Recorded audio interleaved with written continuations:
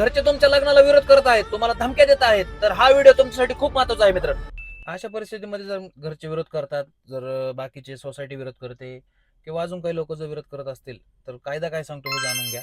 तर नमस्कार मित्रांनो, जर मुलगी 18 पेक्षा जास्त असेल वय आणि मुलीचं जर कन्सेंट असेल आणि मुलाचं सुद्धा वय 21 असेल आणि त्याचं कन्सेंट असेल, तर तुम्ही बिनधास्तपणे कॉन्स्टिट्यूशन ऑफ इंडियाच्या अंतर्गत तुम्ही लग्न करू शकता. संविधानाने तुम्हाला तसे अधिकार दिलेले आहेत. सुप्रीम कोर्टने वारंवार सांगितलं आहे, 2 प्रौढ व्यक्तींना एकत्र येऊन त्यांना लग्न करण्याचा अधिकार आहे.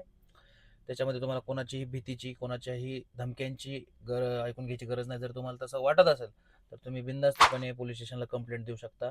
कंप्लेंट जर नाही ऐकली गेली, तर सरळ सरळ एसपी ऑफिस किंवा हायकोर्टला तुम्ही पिटिशन फाईल करू शकता.